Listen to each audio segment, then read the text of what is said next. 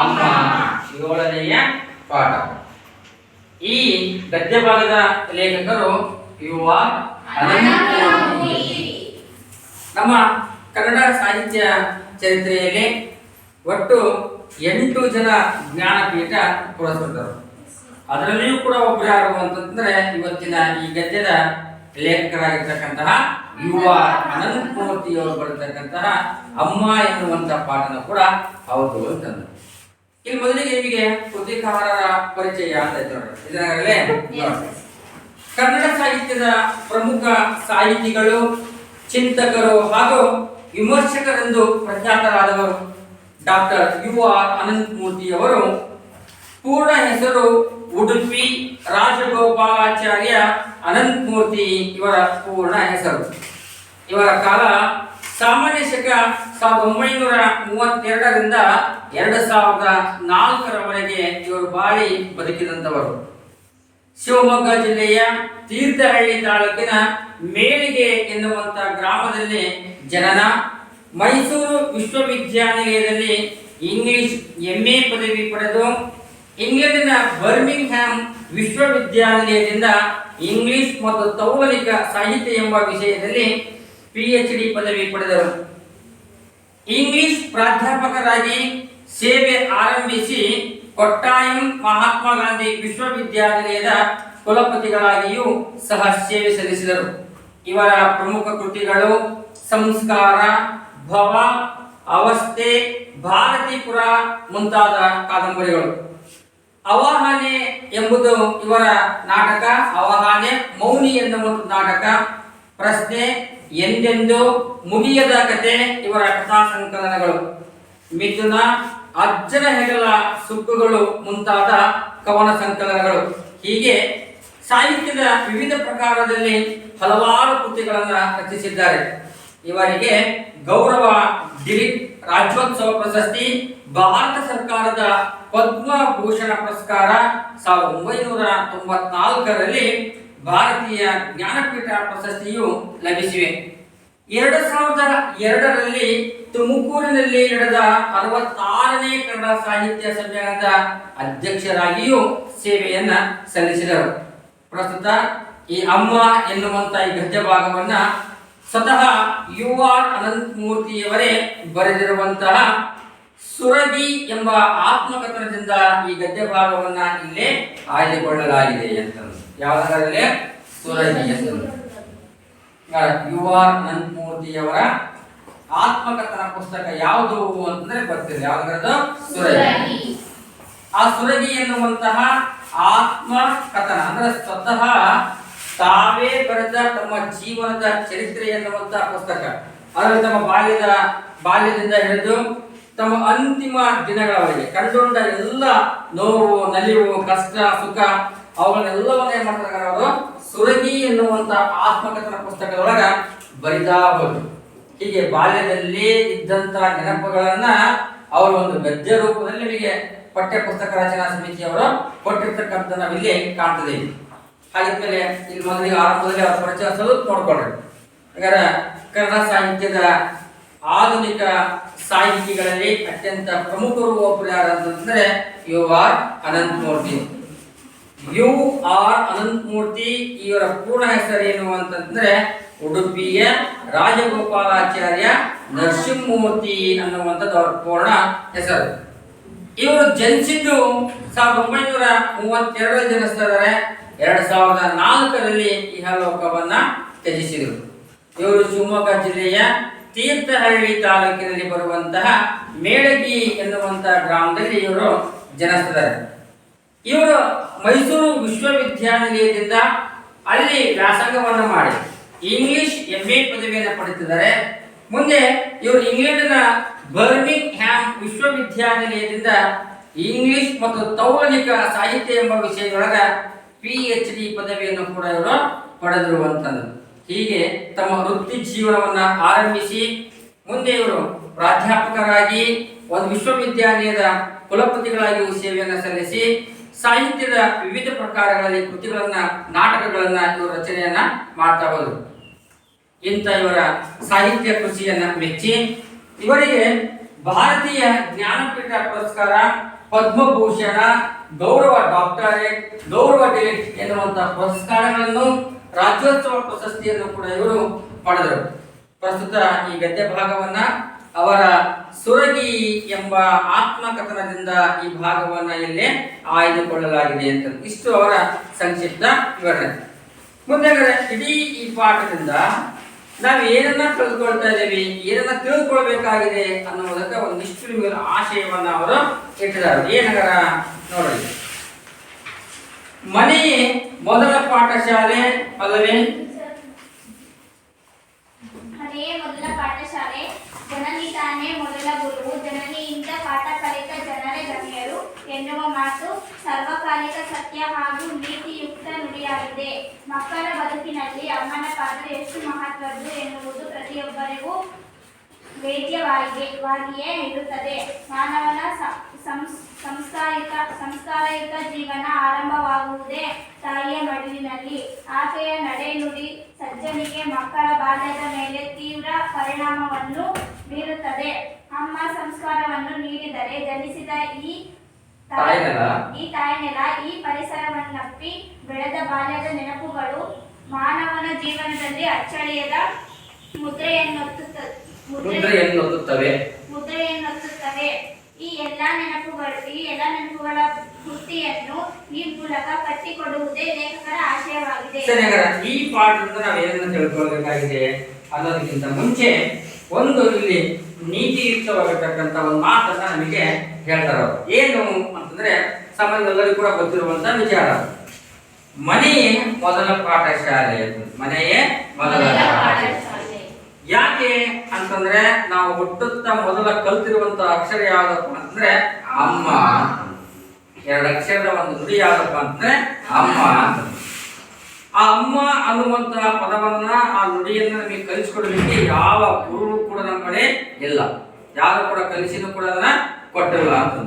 ಹಾಗಾಗಿ ಅಂತಹ ಆ ಅಮ್ಮ ಎನ್ನುವಂತಹ ನುಡಿಯನ್ನ, ಅಕ್ಷರವನ್ನ ನಾವು ಕಲ್ತಿರೋದು ಎಲ್ಲಿ ಅಂತಂದ್ರೆ ಮನೆಯ ತಾಯಿಯ ಮಡಿಲೊಳಗ ಆ ಪದವನ್ನು ನಾವು ಕಲ್ತೀವಿ. ಆ ಕಾರಣಕ್ಕಾಗಿ ಇಲ್ಲಿ ಹೇಳ್ತಾನೆ ಮನೆಯೇ ಮೊದಲ ಪಾಠಶಾಲೆ. ಜನನಿ ತಾನೇ ಮೊದಲ ಗುರುವು, ಜನನಿಯಿಂದ ಪಾಠ ಕಲಿತ ಜನರೇ ಧನ್ಯರು ಅಂತ. ಆನಂತರ ತಾಯಿ, ಮನೆ, ಅಲ್ಲಿಂದ ಆರಂಭವಾದಂತ ನಮ್ಮ ಶಿಕ್ಷಣ ಒಂದೇ 4 ಗೋಡೆಗಳ ಮಧ್ಯೆ ನಮ್ಮಲ್ಲಿ ಔಪಚಾರಿಕ ಶಿಕ್ಷಣ ನಡೀತಾನೆ ಹೋಗ್ತಾ ಇರುತ್ತೆ. ಹಾಗಾಗಿ ಅಂತಹ ತಾಯಿಯಲ್ಲಿ ಕಲಿತಂತಹ, ತಾಯಿ ಮಡಿಲೊಳಗೆ ಕಲಿತಂತ ವಿದ್ಯೆ ಅದು ಶಾಶ್ವತವಾಗಿರುತ್ತೆ ಅನ್ನುವಂತ ಮಾತು ನಾವಿಲ್ಲಿ ನೆನಪಿಸ್ಕೊಳ್ತಾ ಹೇಳ್ತಾರೆ ಅವರು. ಮುಂದೆ ಮಕ್ಕಳ ಬದುಕಿನಲ್ಲಿ ಅಮ್ಮನ ಪಾತ್ರ ಎಷ್ಟು ಮಹತ್ವದ್ದು ಎನ್ನುವುದು ಪ್ರತಿಯೊಬ್ಬರಿಗೂ ವೇದ್ಯವಾಗಿಯೇ ಇರುತ್ತದೆ. ಯಾಕಂದ್ರೆ ಮನೆಯಲ್ಲಿ ಇದ್ದಂತಹ ಆ ಮಗುವಿನ ಮೊದಲ ಶಿಕ್ಷಣ ಎಲ್ಲಿ ಅಂತ ಹೇಳ್ತಾರ ಮನೆಯಲ್ಲಿ ಕಲಿಸಿದಂತ ಮೊದಲ ಗುರು ಯಾರು ಅಂತಂದ್ರ ತಾಯಿ.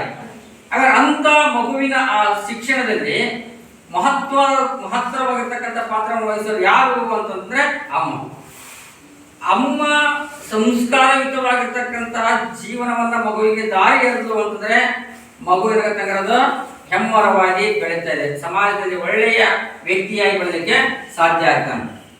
ಒಂದು ವೇಳೆ ಅಮ್ಮನೇ ಆ ಮಗುವಿಗೆ ಬುನಾದಿಯಲ್ಲಿ ಅವಳ ಸಂಸ್ಕಾರವನ್ನ ಕಲಿಸಲಿಲ್ಲ ಅಂದ್ರೆ ಆ ಮಗು ಸಾಮಾಜಿಕ ಕಂಟಕನಾಗ್ತಾನೆ.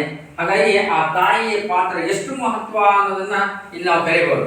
ಮುಂದೆ ಹೇಳ್ತಾನೆ ಮಾನವನ ಸಂಸ್ಕಾರಯುತ ಜೀವನ ಆರಂಭವಾಗುವುದು ತಾಯಿಯ ಮಡಿಲಲ್ಲಿ.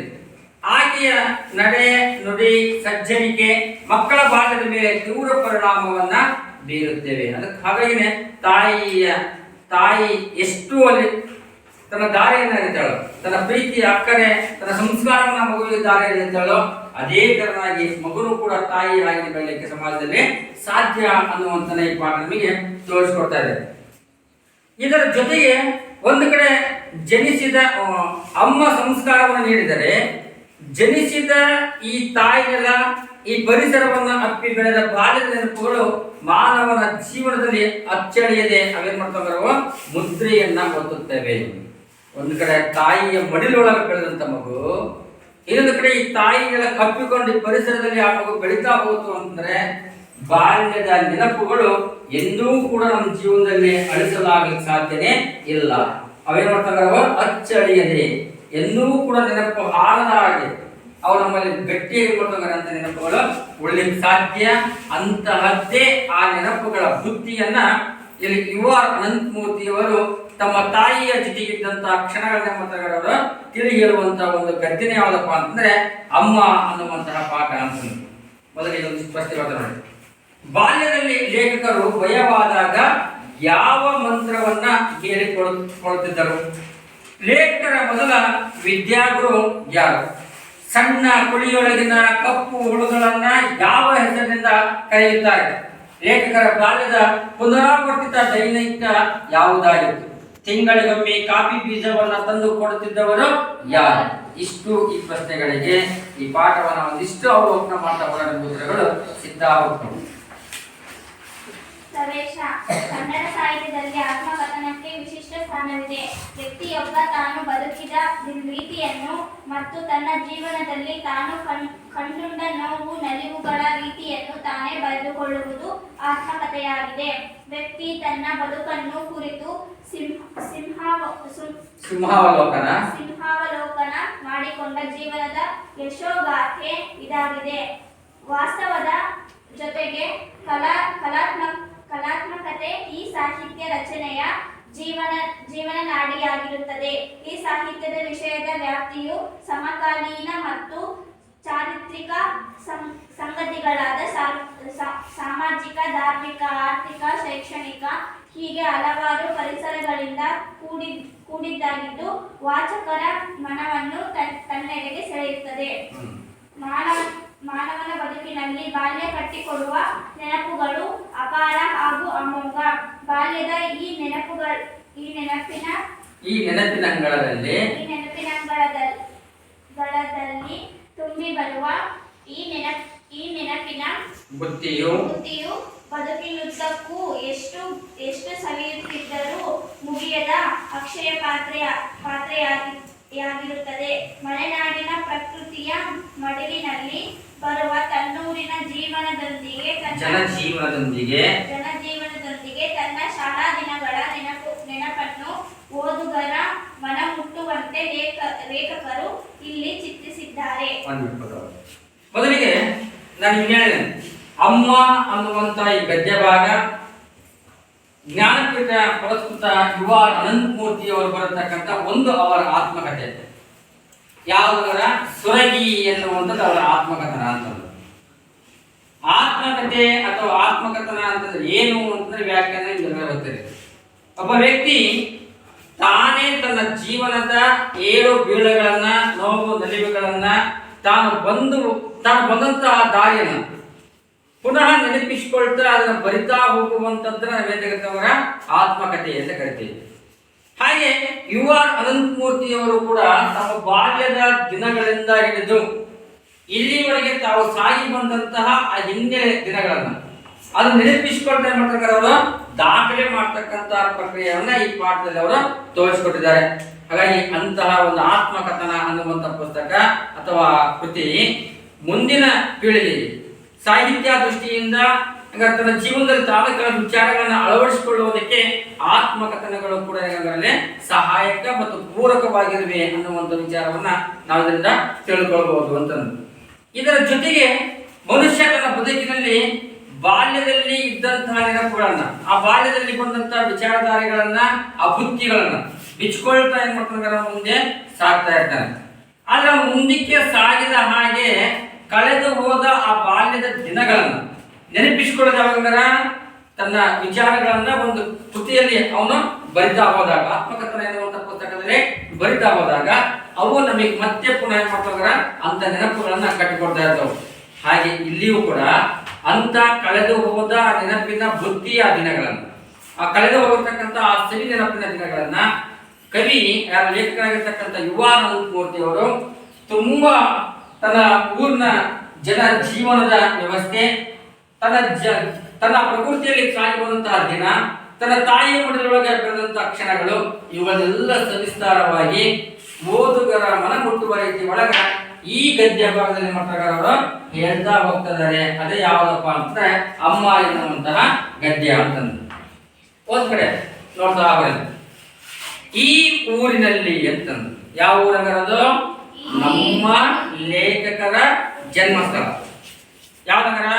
ಶಿವಮೊಗ್ಗ ಜಿಲ್ಲೆ ತೀರ್ಥಹಳ್ಳಿ ತಾಲೂಕು ಮೇಳಗಿ ಎನ್ನುವಂತಹ ಗ್ರಾಮ. ಯಾವ ಗ್ರಾಮದ? ಮೇಳಗಿ ಎನ್ನುವಂತಹ ಗ್ರಾಮ. ಈ ಊರಿನಲ್ಲಿ ಮೇಳಗಿ ಎನ್ನುವಂತಹ ಗ್ರಾಮದಲ್ಲಿ ಹುಲಿಗಳ ಕಾಟ ಬಹಳ ಇತ್ತು. ನಮ್ಮಮ್ಮನಿಗೆ ದೂರದಲ್ಲಿ ಹುಲಿ ಕೂಗುತ್ತಿದ್ದರೆ ತಟ್ಟನೆ ತಿಳಿದು ಬಿಡುತ್ತು. ಹುಲಿಗಳ ಶಬ್ದಕ್ಕೆ ತುಂಬಾ ಸೂಕ್ಷ್ಮವಾಗಿದ್ದ ಜೀವಿಗಳೆಂದರೆ ಕೊಟ್ಟಿಗೆಯ ದನಗಳು. ಅವು ಗಡಗಡಾಡಗಳು ಶುರು ಮಾಡುತ್ತಿದ್ದವು. ಕೊರಳಿನ ಗಂಟೆ ಜೋರ್ ಶಬ್ದ ಮಾಡುತ್ತಿತ್ತು. ನಮ್ಮಮ್ಮ ನಮ್ಮಜ್ಜ ಚಿಮಣಿ ದೀಪದ ಬೆಳಕಲ್ಲಿ ಒಳಗಡೆ ಕೂತು ಎಲ್ಲಿ ಹುಲಿ ನಮ್ಮ ಕೊಟ್ಟಿಗೆಗೇನೋ ನುಗ್ಗಿ ಬಿಡುತ್ತದೆಯೋ ಎಂದು ಕಾಯುತ್ತಿದ್ದೆವು. ಮನೆಗೆ ನಿತ್ಯ ಆಳುಗಳು ಬಂದಾಗ ಮಾತು ಶುರುವಾಗುತ್ತಿದ್ದುದು, ಯಾವುದೋ ಹುಲಿ ಯಾವುದೋ ದನವನ್ನ ಕಾಡಲು ಹಿಡಿತು, ಅವ್ರ ಮನೆ ದನ ಹೋಯ್ತು, ಇವ್ರ ಮನೆ ದನ ಹೋಯ್ತು. ಹೀಗೆ ಮಲೆನಾಡಿನಲ್ಲಿ ಹುಲಿ ಆಗ ನಿಜವಾದ ಹಸಿದ ಕಣ್ಣುಗಳ ಕೋರೆದಾಡೆಯ ಮುಖವಾಡವಾಗಿತ್ತು. ನಮಗೆ ತುಂಬಾ ಭಯವಾದಾಗ ಹೇಳಿಕೊಳ್ಳಲು ಅರ್ಜುನ ಮಂತ್ರವಿತ್ತು. ಅರ್ಜುನ ಪಲ್ಗುಣೋ ಪಾರ್ಥ ಕೀರ್ತಿ ಶ್ವೇತವಾಹನ ಇದು ನಮ್ಮಜ್ಜ ಹೇಳಿಕೊಟ್ಟದ್ದು. ಅದನ್ನು ಹೇಳಿಬಿಟ್ಟರೆ ಭಯ ನಿವಾರಣೆ ಆಗುತ್ತೆ ಅಂತ ಹೇಳುತ್ತಿದ್ದರು. ಅದನ್ನೇ ಹೇಳುತ್ತಾ ನಾವು ನಿದ್ದೆ ಹೋಗುತ್ತಿದ್ದೆವು. ಅಮ್ಮ ಮಾತ್ರ ನಿದ್ದೆ ಮಾಡುತ್ತಿರಲಿಲ್ಲ. ಬೆಳಗ್ಗೆ ಎದ್ದು ಕೊಟ್ಟಿಗೆಯಲ್ಲಿ ಎಲ್ಲ ದನಗಳಿವೆ ಎಂದು ಗೊತ್ತಾದಾಗ ಮನಸ್ಸಿಗೆ ಸಮಾಧಾನ. ಇದು ಎಲ್ಲಿ ಕಥೆ ಅಂಗರದು? ನಮ್ಮ ಈ ಪಾಠದ ಲೇಖಕರಾಗಿರ್ತಕ್ಕಂತಹ ಯುವ ಅನಂತಮೂರ್ತಿಯವರ ಊರು ಯಾವ್ದಾಗದು? ಮೇಳಗಿ ಎನ್ನುವಂತಹ ಗ್ರಾಮದಲ್ಲಿ ಇದ್ದಂತ ಬಾಲ್ಯದ ನೆನಪುಗಳು ಅಂತಂದು. ವಿಶೇಷವಾಗಿ ನಿಮ್ಗೆಲ್ಲರಿಗೂ ಕೂಡ ಗೊತ್ತಿರಲಿ, ಶಿವಮೊಗ್ಗ ಜಿಲ್ಲೆ ತೀರ್ಥಹಳ್ಳಿ ಅಂದ್ಬಿಟ್ರೆ ಇದೊಂದು ಮಲೆನಾಡಿನ ಮಲೆನಾಡು ಪ್ರದೇಶ ಅಂತಂದು. ಅಲ್ಲಿ ವಿಶೇಷವಾಗಿ ಬೆಟ್ಟ ಗುಡ್ಡ ಪರ್ವತಗಳ ಶ್ರೇಣಿಗಳನ್ನ ನೋಡ್ತಾ ಹೋಗ್ತದೆ. ಹಾಗಾದ್ರೆ ಅಷ್ಟು ಭಯಂಕರವಾಗಿರ್ತಕ್ಕಂಥ ಬೆಟ್ಟ ಗುಡ್ಡಗಳನ್ನು ಹೊಂದಿರತಕ್ಕಂಥ ಆ ಭಾಗದಲ್ಲಿ ಯಾವುದು ಜಾಸ್ತಿ ಕಾಡು ಮೃಗಗಳು ಕಾಣಿಸಿಕೊಳ್ಳುವಂಥದ್ದು ಜಾಸ್ತಿ. ಹಾಗಾಗಿ ಅಲ್ಲಿ ಯಾವ ಪ್ರಾಣಿ ವಿಶೇಷವಾಗಿ ಅಂತಂದ್ರೆ ಹುಲಿಗಳ ಕಾಟ ಬಹಳಷ್ಟಲ್ಲಿ ಇತ್ತು ಅಂತಂದು. ನಮ್ಮ ಅಮ್ಮನಿಗೆ ದೂರದಲ್ಲಿ ಹುಲಿ ಕೂಗ್ತಾ ಇತ್ತು ಅಂತಂದ್ರೆ ತಟ್ ಅಂತ ಯಾರಿಗೆ ಎಚ್ಚರ ಆಗ್ತಕ್ಕರ? ಅಮ್ಮನಿಗೆ ಗೊತ್ತಾಗ್ತಾ ಇದೆ.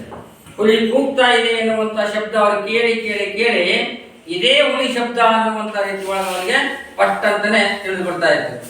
ಇದರ ಜೊತೆಗೆ ಎಲ್ಲದಕ್ಕಿಂತ ಮನುಷ್ಯನಿಗಿಂತ ಮೊದಲು ಕಾಡು ಮೃಗಗಳ ಶಬ್ದ ಯಾರಿಗೆ ಗೋಚರಿಸ್ತಾ ಇತ್ತಪ್ಪ ಅಂತಂದ್ರೆ ಮನೆಯ ಹಿಂದೆ ಕಟ್ಟಿರ್ತಕ್ಕಂಥ ಕೊಟ್ಟಿಗೆಯ ದನಗಳು ಅಂತಂದು. ಕೊಟ್ಟಿಗೆ ಅಂದ್ರೆ ಗೊತ್ತಲ್ಲ, ದನಗಳನ್ನ ಕಟ್ಟುವಂತ ಒಂದು ಸ್ಥಳ, ಅದಕ್ಕೆ ನಾವು ಕೊಟ್ಟಿಗೆ ಅಥವಾ ದನಮನೆ ಅಂತ ಕರಿತೀವಿ. ಅಲ್ಲಿ ಕಟ್ಟಲ್ಪಟ್ಟಂತಹ ಆ ಶಬ್ದಗಳಿಗೆ ಗೊತ್ತಾಗ್ತಾ ಇತ್ತು. ಆ ದನಗಳು ಹುಲಿಯ ಶಬ್ದವನ್ನ ಕೇಳಿದ್ರೆ ಏನ್ ಮಾಡ್ತಾರವು? ಗಡಗಡ ಅಂತ ನಡಗ್ತಾ ಇದ್ದವು. ತಮ್ಮ ಕೊರಳ ಕಟ್ಟಿರ್ತಕ್ಕಂಥ ಗಂಟೆ ಶಬ್ದ ಜೋರಾಗಿ ಕೇಳಿಸ್ತಾ ಇತ್ತು ಅಂತಂದು. ಯಾಕಂತಂದ್ರೆ ನಡಗ್ತಾ ಇರೋದು ಒಂದ್ ಕಡೆ, ಗಂಟೆ ಶಬ್ದ ಕೊರಳ ಗಂಟೆ ಕಟ್ಟಿರೋದ್ರಿಂದ ಅದೇನ್ ಮಾಡ್ತಾ ಆ ಕಡೆ ಈ ಕಡೆ ಕತ್ತನ್ನು ಅಳಗಾಡಿಸಿದ ಗಂಟೆ ಶಬ್ದ ಕೂಡ ಅಲ್ಲಿ ಜಾಸ್ತಿ ಕೇಳಿಸ್ತಾ ಇತ್ತು. ನಾನು ಯುವ ಅನಂತಮೂರ್ತಿಯವರು, ನಮ್ಮಮ್ಮ ಮತ್ತು ನಮ್ಮಜ್ಜ ನಾವೆಲ್ಲರೂ ಕೂಡಿಕೊಂಡು ಚಿಮಣಿ ದೀಪದ ಬೆಳಕಿನಲ್ಲಿ ಒಳಗಡೆ ಕೂತು ಎಲ್ಲಿ ಹುಲಿ ನಮ್ಮ ಕೊಟ್ಟಿಗೆಗೆ ನಾವು ನುಗ್ಗಿ ಬಿಡುತ್ತಿದೆಯೋ ಎಂದು ಕಾಯುತ್ತಿದ್ದೆವು. ಮನೆಯಾಗ ಕೂತ್ಕೊಳ್ತಾ ಇದ್ರು ಯಾರ್ಯಾರು? ಲೇಖಕರು, ಅವರವ್ವ ಮತ್ತು ಅವರಜ್ಜ ಅಜ್ಜ. ಮನೆಗೆ ಹೆಂಗರ ಚಿಮಣಿ ದೀಪ ಅಂತ. ಚಿಮಣಿ ದೀಪ ಗೊತ್ತ ನಿಮಗೆ? ಯಾರು ನೋಡಿಲ್ಲ ಕೈ ಐತ್ರಿ? ಯಾರು ನೋಡಿಲ್ಲ? ಇಲ್ಲ ನೋಡಿವೆ ಅಂತಂದ್ರೆ ನಾನು ಪ್ರಶ್ನೆ ಕೇಳ್ತೇನೆ. ನೀವು ಯಾರು ನೋಡಿಲ್ಲ? ಸರಿ, ಕೈ ಬಿಡು.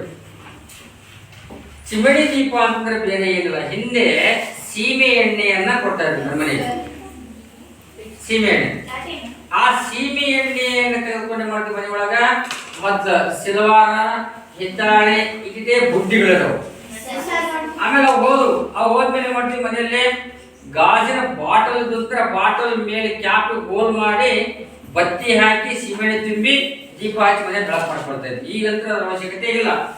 ನಿರಂತರ ಜ್ಯೋತಿ ಇರೋದ್ರಿಂದ, ಸೋಲಾರ್ ಇರೋದ್ರಿಂದ, ಚಾರ್ಜಬಲ್ ಇರೋದ್ರಿಂದ, UPS ಇರೋದ್ರಿಂದ ಅವುಗಳ ಅವಶ್ಯಕತೆ ಈಗ ಇಲ್ಲ. ಚಿನ್ನದಲ್ಲಿ ಓದ್ತಾ ಇದ್ವಿ ನಾವು.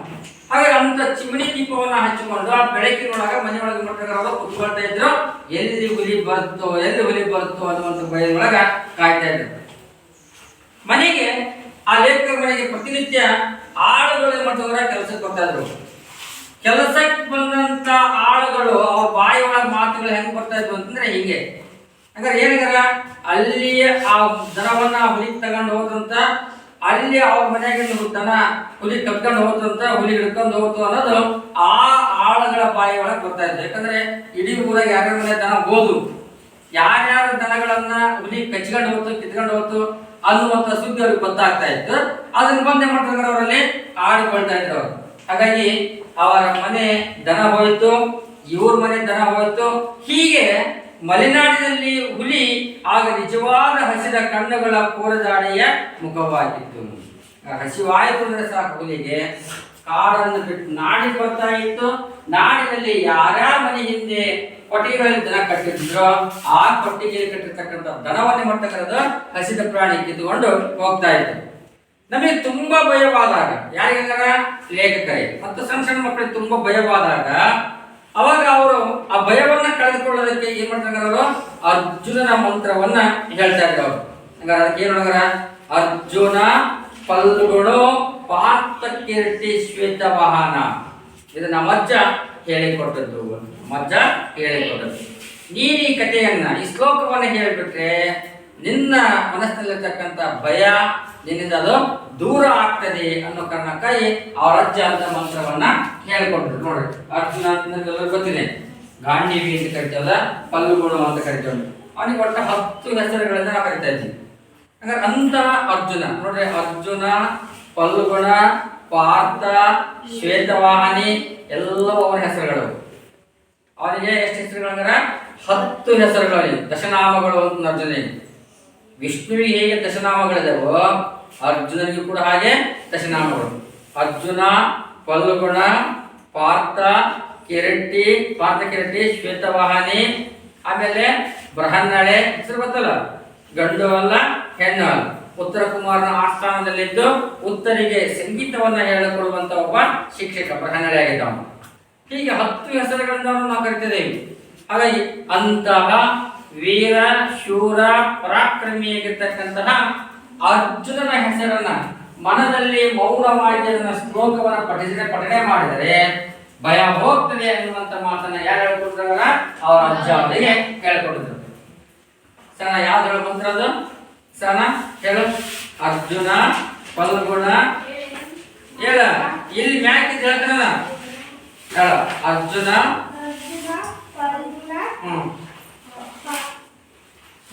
ಪಾರ್ಥ ಕಿರೀಟ ಶ್ವೇತವಾಹನಿ. ಇಲ್ಲಿ ಕೇಳ, ಅರ್ಜುನ ಪಲ್ಗುಣ ಪಾರ್ಥ ಕಿರೀಟ ಶ್ವೇತವಾಹಿನಿ. ಈ ಮಾತನ್ನ ಅವ್ರ ಅಜ್ಜ ಹೇಳ್ಕೊಟ್ಟಿದ್ರು. ಇದು ಯಾವಾಗ ಕನಸು ಬೀಳುತ್ತೋ, ಭಯ ಬೀಳುತ್ತೋ, ಇದು ನೀನು ಪಠಣೆ ಮಾಡಪ್ಪ, ನಿನ್ನ ಭಯ ನಿವಾರಣೆ ಆಗುತ್ತೆ ಅಂತ ಅವರು ಹೇಳ್ಕೊಟ್ಟಿದ್ರು ಅಂತಂದ್ರು. ಅದನ್ನ ಹೇಳ್ಬಿಟ್ರೆ ಭಯ ನಿವಾರಣೆ ಆಗುತ್ತೆ ಅಂತ ಅವ್ರ ಅಜ್ಜ ಹೇಳಿದ್ರು. ಅದನ್ನ ಹೇಳುತ್ತಾ ಲೇಖಕರು ಏನ್ ಮಾಡ್ತಾರೆ, ಅವರು ರಾತ್ರಿ ನಿದ್ದೆಗೆಟ್ಟಾಗ ಭಯ ಆದಾಗ ಅದನ್ನ ಹೇಳಿ ನಿದ್ರೆಗೆ ಆಗ್ತಾ ಇದ್ರು ಅವರು. ಅಮ್ಮ ಮಾತ್ರ ನಿದ್ರೆ ಮಾಡ್ತಾ ಇರಲಿಲ್ಲ. ಯಾಕೆ? ಕೊಟ್ಟಿಗೆಯಲ್ಲಿರುವಂತಹ ಹಸುಗಳನ್ನ ಎಳಿ ಹುಲಿ ಬಂದು ಕಿತ್ಕೊಂಡು ಹೋಗುತ್ತೋ ಅನ್ನೋ ಕಾರಣಕ್ಕಾಗಿ ಎಚ್ಚರವಾಗ್ತಾ ಇದ್ರು. ಬೆಳಗ್ಗೆ ಎದ್ದ ತಕ್ಷಣ ಫಸ್ಟಲ್ಲಿ ಅವರು ಕೊಟ್ಟಿಗೆ ಮನೆಗೆ ಹೋಗಿ ದನಗಳನ್ನ ಕೇಳಿಸ್ತಾ ಇದ್ರು. ಎಲ್ಲ ದನಗಳು ಸರಿ ಇದ್ದಪ್ಪ ಅಂದ್ರೆ ನಿಟ್ಟುಸಿರನ್ನ ಬಿಡ್ತಾ ಇದ್ರು ಅಂತಂದು. ಈಗಲೂ ನಮಗೆ ಮನೆಯಲ್ಲಿ ಒಮ್ಮೊಮ್ಮೆ ಭಯ ಆಗ್ತಾ ಇರುತ್ತೆ, ಎಲ್ಲರಿಗೂ ಕೂಡ ಆಗತ್ತಲ್ಲ ಕೂತ್ಕೊಳ್ಳೋ. ಅದು ಯಾವಾಗ ಭಯ ಆಗುತ್ತೆ? ಕೆಟ್ಟ ಕನಸಿದ್ದಾಗ, ಅಥವಾ ಅಮಾಸಿ ಹಿಂದೆ ಮುಂದೆ ನಮ್ಮನೆ ಆಜು ಬಾಜು ನಮ್ಮ ಕೆರೆಯಲ್ಲಿ ಯಾರಾದ್ರು ಇದು ಯಂಗ್ಸ್ಟರ್ ಗಟ್ಟಿದ್ದಂತ ತಿಳ್ಕೊಂಡಾಗ, ಆಕ್ಸಿಡೆಂಟ್ ನಲ್ಲಿ ದುರಂತ ಆದಾಗ, ಅವಾಗ ಅವ್ರು ನೋಡ್ ಬರ್ತೇವೆ. ನೋಡ್ ಬಂದಾಗ ಕಣ್ಣಲ್ಲಿ ಹಂಗೆ ಕಣ್ಣು ಮುಚ್ಚಿದ್ರು ಕಣ್ಣ ಹಂಗ ಕಾಣ್ತಾರೆ ಗೊಂಬಿ. ಬೆಳಕಂದ್ರೆ ಏನಾರ ಅಮಾವಾಸ್ಯೆ ಬೇರೆ, ಹಿಂಗೆಲ್ಲ ಯೋಚನೆಗಳು ಓಡ್ತಾನೆ ಇರ್ತಾವ. ರಗ್ಗಿ ಹಾಕಂತೇವಿ, ಮುಡ್ಕಂತೇವಿ, ದುಮ್ಮಳ ಸಿಡ್ಸ್ಕೊಂತೇವಿ, ಎಲ್ಲ ಮಾಡ್ತೇವಿ. ಏನ್ ಮಾಡಿದ್ರೆ ನಿದ್ರೆ ಮಾಡ್ತೀವಿ. ಅವಾಗ ಒದ್ದಾಡಿ ಮಾಡ್ತೇವೆ. ಬಹಳಷ್ಟು ಚಿಕ್ಕ ಅಂತ ಚೀರ್ಕೊಳ್ಳೋದು ಇಂಥವೆಲ್ಲ ಮಾಡ್ತಾ ಇರ್ತೀರಿ. ಪಕ್ಕದಲ್ಲಿದ್ದವ್ರನ್ನ ಜಮ್ಮುನಾಗಿ ಚೈನ್ ಹಾಕಿದ ರೀತಿಯಾಗಿ ಟೈಟಾಗಿ ಹಾಕ್ಕೊಳ್ಳೋರ್ನ ಮಲಗ್ತಾ ಇರ್ತೀವಿ, ಮಾಡ್ತಾ ಇರ್ತೀವಿ. ಕಾರಣ ಏನಂದ್ರೆ ಭೀತಿಯೇ ಭೂತ. ನಮ್ಮನ್ನು ಭಯ ಅದನ್ನೇ ಮಾಡ್ತಾರ, ನಮ್ಮ ರಾತ್ರಿ ಕೂಡ ನಿದ್ರೆ ಮಾಡಲಿಕ್ಕೆ ಬಿಡ್ತಾ ಇರಲ್ಲ.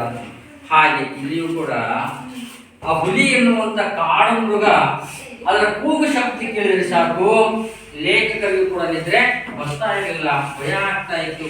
ಹಾಗಾಗಿ ಅವ್ರ ಅಜ್ಜೆ ಹೇಳಿಕೊಟ್ಟಂತ ಮಂತ್ರವನ್ನ ಏನ್ ಮಾಡ್ತಾರೆ ಅವರು ಪಠಣೆ ಮಾಡ್ತಾ ಇದ್ರು ಅಂತಂದು. ನಾವು ರಾತ್ರಿ ಅವಾಗ ಏನ್ ಮಾಡ್ತೀವಿ, ಇದು ಬರೋದಾಗ ಮಂದಿಯವರನ್ನ ನೆನೆಸ್ಕೊಳ್ತೀವಿ, ಏನೋ ನೆನೆಸ್ಕೊಂಡು ಅವರ ರೀತಿಯಾಗೆ ಜಾಗ್ತಾ ಇರ್ತೀವಿ. ಹಾಗೆ ಇಲ್ಲಿಯೂ ಕೂಡ ಅವ್ರಿಗಾಗಿರ್ತಕ್ಕಂಥ ಅನುಭವವನ್ನ ಹೇಳಿದ್ರು. ಇಲ್ಲಿ ಕೂಡ ಒಂದು ಚಿತ್ರ ಕಾಣಿಸ್ತಾ ಇದೆ. ಒಂದು ಕೊಟ್ಟಿಗೆ ಮನೆ, ಆ ಕೊಟ್ಟಿಗೆ ಮನೆ ದನಗಳನ್ನು ಕಟ್ಟಿದ್ದಾರೆ. ಆ ದನಗಳನ್ನ ರಾತ್ರಿ ವೇಳೆ ನೋಡೋದಕ್ಕಾಗಿ ಅಜ್ಜ, ಅಮ್ಮ ಮತ್ತು ಲೇಖಕರು ಏನ್ ಮಾಡ್ತಾರೆ, ಚಿಮಣಿ ದೀಪದ ಸಹಾಯದಿಂದ ಅಲ್ಲಿ ಹೋಗ್ತಾ ಇದ್ದಾರೆ. ಇಲ್ಲಿ ಅವ್ರ ಕೈಯಲ್ಲಿ ಇರ್ತಕ್ಕಂಥ ಇಬ್ರು ಕೈಯಲ್ಲಿದ್ದಾವೆ, ಲ್ಯಾಟಿನ ಅಂತ ಕರೀತಾರೆ. ನಾವು ಇವತ್ತು ನೋಡಿರ್ಬಿಟ್ರೆ ಗೊತ್ತಿಲ್ಲ, ಹಿಂಗೆ ನಾವಿದ್ದವು ಲ್ಯಾಟಿನ ಅಂತಂದು. ಅದಕ್ಕೆ ತುಂಬಾ ಚೆನ್ನಾಗಿ ವ್ಯವಸ್ಥೆ ಇದೆ ಲ್ಯಾಟಿನ್ ಅಂತಂದು. ಇವು ಲ್ಯಾಟಿನ ಗಾಳಿ ಬಂದರೂ ಕೂಡ ಆಗ್ತಾ ಇರಲಿಲ್ಲ, ಸುತ್ತಿ ಗ್ಲಾಸ್ ಅವ್ರನ್ನ ಪ್ಯಾಕ್ ಆಗಿರೋದು. ಹೀಗೆ ನನ್ನ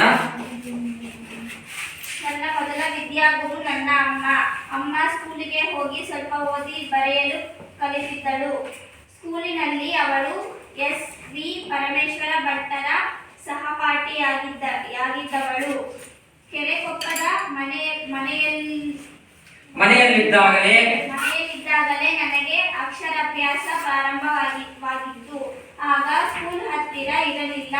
ಹಬ್ಬದ ದಿನ ಅದು ಸರಸ್ವತಿ ನಮಸ್ತುಭ್ಯಂ ವರದೆ ಕಾಮರೂಪಿಣಿ ವಿದ್ಯಾರಂಭಂ ಕರಿಷ್ಯಾಮಿ ಸಿದ್ಧಿರ್ಭವತು ಮೇ ಸದಾ ಎಂದು ಹೇಳಿ ಅಮ್ಮ ನೆಲದಲ್ಲಿ ಮರಳು ಹರಡಿ ಕೂರಿಸಿ ನನ್ನ ಬೆರಳನ್ನು ಹಿಡಿದುಕೊಂಡು ಅ ಎಂಬ ಅಕ್ಷರವನ್ನ ಬರೆಸಿದಳು.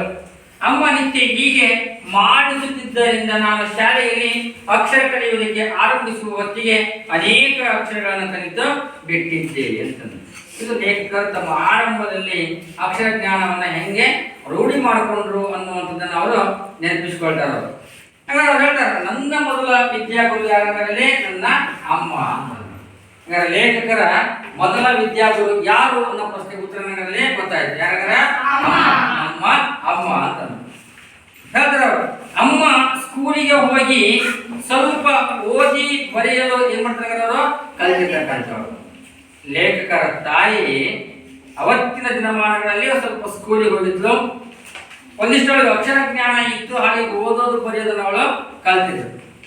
ಸ್ಕೂಲಲ್ಲಿ ನನ್ನ ತಾಯಿ ಅಂದ್ರೆ ಯಾರ ಲೇಖಕರ ತಾಯಿ ಇರ್ತಕ್ಕಂಥ ಅವಳು, ಆ ಲೇಖಕರ ತಾಯಿ ಸ್ಕೂಲಲ್ಲಿ ಯಾರ ಸಹಪಾಠಿ ಅಂತಂದ್ರೆ ಎಸ್.ವಿ. ಪರಮೇಶ್ವರ ಭಟ್ ಎನ್ನುವಂತ ಒಬ್ಬ ಲೇಖಕರು. ಅಂತ ಲೇಖಕರ ಸಹಪಾಠಿ ಕ್ಲಾಸ್ಮೇಟ್ ಯಾರಪ್ಪ ಅಂದ್ರೆ ನನ್ನ ತಾಯಿ ಅಂತಂದು ಲೇಖಕರು ಹೇಳ್ಕೊಳ್ತಾರ. ಮುಂದೆ ಹೇಳ್ತಾರೆ, ಕೆರೆಕೊಪ್ಪದ ಮನೆಯಲ್ಲಿದ್ದಾಗಲೇ, ಯಾರು ಕೆರೆಕೊಪ್ಪಗರ ಲೇಖಕರು ಕೆರೆಕೊಪ್ಪದ ಮನೆಯಲ್ಲಿದ್ದಾಗಂತ ಸಂದರ್ಭದಲ್ಲಿ ನನಗೆ ಅಕ್ಷರಾಭ್ಯಾಸ ಅಲ್ಲಿಂದಲೇ ಪ್ರಾರಂಭವಾಯಿತು. ಎಲ್ಲಿಗರ ಕೆರೆಕೊಪ್ಪದ ಮನೆಯಲ್ಲಿರುವಾಗಲೇ ನನಗೊಂದಿಷ್ಟು ಅಕ್ಷರಗಳನ್ನ ಕಲಿಸುವುದಕ್ಕೆ ನನ್ನ ತಾಯಿ ಒತ್ತನ್ನು ಕೊಟ್ಟರು ಅಂತಂದು. ಆಗ ನಮ್ಮ ಮನೆ ಹತ್ತಿರ ಸ್ಕೂಲು ಇರಲಿಲ್ಲ. ಹಬ್ಬದ ದಿನ, ಅದು ಒಂದಿನ ಹಬ್ಬ. ಆ ಹಬ್ಬದ ದಿನ ತಾಯಿ ಏನ್ ಮಾಡ್ತಾರ ಹೇಳ್ತಾಳೆ, ಸರಸ್ವತಿ ನಮಸ್ತುಭ್ಯಂ ವರದೆ ಕಾಮರೂಪಿಣಿ ವಿದ್ಯಾರಂಭಂ ಕರಿಷ್ಯಾಮಿ ಸಿದ್ಧಿರ್ಭವತು ಮೇ ಸದಾ ಎಂದು ಹೇಳಿ ಅಮ್ಮ ನೆಲದಲ್ಲಿ ಮರಳನ್ನೇ ಮಾಡ್ತಾರೆ, ಹರಡ್ತಾರೆ.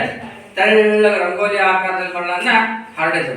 ಯಾವ ಶ್ಲೋಕವನ್ನು ಹೇಳ್ಕೊಳ್ತಾ, ಈ ಶ್ಲೋಕವನ್ನು ಯಾವ್ದು, ಸರಸ್ವತಿ ನಮಸ್ತುಭ್ಯಂ ವರದೆ ಕಾಮರೂಪಿಣಿ ವಿದ್ಯಾರಂಭಂ ಕರಿಷ್ಯಾಮಿ ಸಿದ್ಧಿರ್ಭವತು ಮೇ ಸದಾ ಎಂಬ ಈ ಶ್ಲೋಕವನ್ನ ತಾಯಿ ಹೇಳ್ತಾ ಮನೆ ಮುಂದೆ ಮಾಡ್ತಾರೆ ಅವಳು ಮರಳನ್ನ ತೆಳ್ಳು ಹರಡ್ತಾಳೆ. ಆ ಮರಳನ್ನ ಹರಡಿ ಮುಂದಾಳ ಅಮ್ಮ ನೆಲದಲ್ಲ ಮರಳನ್ನ ಹರಡಿ ಅದರ ಮೇಲೆ ಕುಂದಿಸಿದ ಮಗನನ್ನ. ನನ್ನ ಬೆರಳನ್ನ ಹಿಡಿದುಕೊಂಡು, ಹಂಗಾರೆ ಯಾರ ಲೇಖಕರ ಬೆರಳನ್ನ ತಾಯಿ ಹಿಡ್ಕೊಳ್ತಾಳೆ, ಹಿಂಗೆ ಪಟ್ಟನ್ನ ಹಿಡ್ಕೊಂಡು, ಈ ಪಟ್ಟನ್ನ ಹಿಡಿದುಕೊಂಡು ಆ ಹರಡಿರ್ತಕ್ಕಂಥ ಮರಳಿನ ಮೇಲೆ ಅ ಎಂಬ ಅಕ್ಷರವನ್ನು ಏನ್ ಮಾಡ್ತಾಳೆ ಅವಳು ಬರೆಸಿದಳು. ಅಮ್ಮ ನಿತ್ಯ ಹೀಗೆ ಮಾಡಿಸುತ್ತಿದ್ದರಿಂದ ನಾನು ಶಾಲೆಯಲ್ಲಿ ಅಕ್ಷರವನ್ನ ಬೇಗ ಕಲಿಯಲಿಕ್ಕೆ ಅಂತ ನನಗೆ ಅನುಕೂಲವಾಯಿತು. ಅಷ್ಟೊತ್ತಿಗೆ ಅನೇಕ ಅಕ್ಷರಗಳನ್ನು ಕೂಡ ನಾನು ಓದುವುದನ್ನ ಮತ್ತು ಬರೆಯುವುದನ್ನ ಏನ್ ಮಾಡಿದಾಗ ನಾವು ಕಲ್ತ್ಕೊಂಡೆ ಅನ್ನುವಂತ ತಮ್ಮ ಬಾಲ್ಯದ ನೆನಪುಗಳನ್ನ ಹೇಳ್ಕೊಂಡು ಹೋದ್ರು. ಹುಲಿಯ ಭಯದಿಂದಾಗಿ ನನ್ನನ್ನು ಆ ದಿನಗಳಲ್ಲಿ ಶಾಲೆಗೆ ಕಳಿಸುತ್ತಿರಲಿಲ್ಲ. ಪಾಠ ಹೇಳಲು ಮನೆಗೆ ಒಬ್ಬರು ಬರುತ್ತಿದ್ದರು. ಅವರ ಹೆಸರು ಕೃಷ್ಣಪ್ಪಯ್ಯ. ಬಹಳ ಕಟ್ಟುನಿಟ್ಟಿನ ಮೇಷ್ಟ್ರು ಅವರು. ನನಗೋ ಆಗ ರಂಜದ ಹೂವನ್ನು ತಂದು ಪೋಣಿಸಿ ದೊಡ್ಡ ದೊಡ್ಡ ಸರಗಳನ್ನು ಮಾಡಿ ಅಮ್ಮನಿಗೆ ಮುಡಿಯುವುದಕ್ಕೆ ಕೊಡುವುದು, ನಾನು ಮುಡಿದುಕೊಳ್ಳುವುದು. ಇದರಲ್ಲೇ ಹೆಚ್ಚು ಆಸಕ್ತಿ. ಆಗ ನನಗಿನ್ನೂ ಚೌಲವಾಗಿರಲಿಲ್ಲ. ಮುಂದೆ ಹೇಳ್ತಾರೆ ಏನಾಗ ಹುಲಿಯ ಭಯದಿಂದಾಗಿ ಎಲ್ಲಿ ಯಾರ ಮನೆಗೆ ಹುಲಿ ಬರುತ್ತೆ ಅನ್ನುವಂತಹ ಭಯ ಇಡೀ ಊರಿನ ಜನವನ್ನ ಕಾಣ್ತಾ ಇತ್ತು. ಆ ಕಾರಣಕ್ಕಾಗಿ ಲೇಖಕರ ಮನೆಯಲ್ಲಿ ಈ ಸಣ್ಣ ಮಗುವಾಗಿರ್ತಕ್ಕಂಥ ಯುವ ಅನಂತಮೂರ್ತಿಯವರನ್ನ ಶಾಲೆಗೆ ಏನ್ ಮಾಡ್ತಾರೆ ಅವರು ಓದಲಿಕ್ಕೆ ಬರಲಿಕ್ಕೆ ಅವನ ಶಾಲೆಗೆ ಕಳಿಸ್ತಾ ಇರಲಿಲ್ಲ. ಹಾಗಾಗಿ ಅವನಿಗೆ ಓದು ಮತ್ತು ವಿದ್ಯಾಭ್ಯಾಸವನ್ನ ಕಲಿಸಿಕೊಡೋದಕ್ಕಾಗಿ ಒಬ್ಬ ಮೇಷ್ಟ್ರನ್ನ ಏನ್ ಮಾಡ್ತಾರೆ ಗೊತ್ತು ಮಾಡಿದ್ರು. ಆ ಮೇಷ್ಟ್ರೇ ಇವ್ರ ಮನೆಗೆ ಬಂದು ಏನ್ ಮಾಡ್ತಾರೆ ಅವರು ಪಾಠ ಪ್ರವಚನಗಳನ್ನ ಹೇಳಿಕೊಡ್ತಾ ಇದ್ರು. ಆ ಮೇಷ್ಟ್ರು ಯಾರಪ್ಪ ಅಂತಂದ್ರೆ ಕೃಷ್ಣಪ್ಪಯ್ಯ ಅನ್ನುವಂತ ಮೇಷ್ಟ್ರು ಲೇಖಕರ ಮನೆಗೆ ಬಂದು ಪಾಠ ಪ್ರವಚನಗಳನ್ನ ಮಾಡ್ತಾ ಇದ್ರು. ಆ ವ್ಯಕ್ತಿ ಬಗ್ಗೆ ಹೇಳ್ತಾರೆ ಅವರು ಬಹಳ ಕಟ್ಟುನಿಟ್ಟಿನ ಮೇಷ್ಟ್ರವರು. ನನಗೂ ಆಗ ರಂಜದ ಹೂವನ್ನ ತಂದು, ರಂಜದ ಹೂವು ಅಂತಂದ್ರೆ ಸಾಮಾನ್ಯವಾಗಿ ಈ ಮಲೆನಾಡು ಪ್ರದೇಶಗಳಲ್ಲಿ ಬಿಡುವಂತ ಹೂವುಗಳು, ಅಂತಹ ಆ ಹೂವುಗಳನ್ನ ಈಗ ನಾವು ಹೇಳ್ತೇವೆ ಕ್ಯಾಗಿ ಹೂವು ಅಂತ ಹೇಳ್ತೀವಿ, ಕೆಂಡು ಸಂಪಿಗೆ ಅಂತ ಹೇಳ್ತೀವಿ. ಇಂಥ ಹೂವುಗಳನ್ನ ತಂದಗರ ಬಿಡಿಸ್ಕೊಂಬರೋದು ಹೂವಿನ ಗಿಡದಿಂದ ಆ ಹೂವುಗಳನ್ನ ಮಾಲೆಯನ್ನಾಗಿ ಕಟ್ಟೋದು. ಮಾಲೆಯನ್ನ ಕಟ್ಟಿದ್ಮೇಲೆ ಆ ಮಾಲೆಯನ್ನ ತನ್ನ ತಾಯಿ ಮುಡಿಗೆ ಮಾಡ್ಬೇಕಾದ್ರೆ ಮುಡಿಸ್ತಾ ಇದ್ರು. ತಾವು ಕೂಡ ಮುಡಿಯನ್ನ ಮುಡ್ಕೊಳ್ತಾ ಇದ್ರು. ಯಾರ ಲೇಖಕ. ಯಾಕಂದ್ರೆ ಸಣ್ಣ ಗಂಡು ಮಕ್ಕಳು ಕೂಡ ಅವರಿಗೆ ಸಣ್ಣವರಿದ್ದಾಗ ಚೌಲ ಅಂತ ಗೊತ್ತೀವಿ. ಚೌಲ ಅಂದ್ರೆ ಜವಳ ಅಂತ, ಚೌಲ ಅಂದ್ರೆ ಜವಳ ಅಥವಾ ಕೂದಲು ಮುಡಿ ಕೊಡೋದು ಅಂತ ಕಟ್ಟಿರೋದು. ಮೊದಲನೇ ಬಾರಿಗೆ ಮಂದಿರಿಗೆ ಹೋಗಿ ಕಟ್ ಮಾಡ್ತಾರ ಅದು ಚೌಲ ಅಂತ. ಆ ಚೌಲವನ್ನ ಮಾಡ್ಸಿರಂಗ ಅವರಿಗೆ. ಹಾಗಾಗಿ ತಲೆ ಮೇಲೆ ತುಂಬಾ ಕೂದಲಿರೋದ್ರಿಂದ ತನ್ನ ತಾಯಿಗೂ ಕೂಡ ರಂಜಿನ ಹೂವನ್ನ ಮಾಲೆ ಕಟ್ಟಿ ಪೋಣಿಸಿ ಅವುಗಳನ್ನ ತಲೆಗೆ ಹಾಕ್ತಾ ಇದ್ರು. ತಾನು ಕೂಡ ಹೂಗಳನ್ನ ಮಾಡ್ತಿದ್ರೆ ಮಾಲೆ ಕಟ್ಟಿಕೊಂಡು ಮುಡ್ಕೊಳ್ತಾ ಇದ್ರು. ನನಗೂ ಹೆಣ್ಣು ಮಕ್ಕಳಂತೆ ಉದ್ದ ಕೂದಲಿತ್ತು. ಮಗಳು ಬೇಕೆಂಬ ಅಮ್ಮನ ಆಸೆ ಪೂರೈಕೆ ಆದದ್ದು ಅವರ 3ನೇ ಹೆಂಡತಿಯಲ್ಲಿ. ಹಾಗಾಗಿ ಆ ಮಗುವಿಗೆ ಉದ್ದ ಕೂದಲಾಗಿರೋದ್ರಿಂದ ನೋಡೋದಕ್ಕೆ ಹೆಣ್ಣು ಮಗುವಿನ ಹಾಗೆ ಕಾಣ್ತಾ ಇತ್ತು. ತಾಯಿಯ ಬಯಕೆ ಏನಾಗಿತ್ತಪ್ಪ ಅಂದ್ರೆ ಹೆಣ್ಣು ಮಗು ಬೇಕನ್ನೋ ಬಯಕೆ ಆಗಿತ್ತು. ಲೇಖಕರು ಹುಟ್ಟಿ 3ನೇ ಅವ್ರ ತಾಯಿ 3ನೇ ಹೆರಿಗೆ ಆಗುವಂತಹ ಸಂದರ್ಭದೊಳಗ ಅವಾಗ ಅವ್ರ ತಾಯಿಯ ಆಸೆಯಂತೆ ಏನಾಯ್ತು ಹೆರಿಗೆ ಹೆಣ್ಣು ಮಗುವಿಗೆ ಜನ್ಮವನ್ನ ನೀಡಿದ್ರು ಅನ್ನೋದನ್ನ ನಾವು ನೋಡೋಣ. ಇನ್ನು ಉಳಿದನ್ನ ಮುಂದಿನ ತರಗತಿಯಲ್ಲಿ ವೀಕ್ಷಣೆ ಮಾಡೋಣ.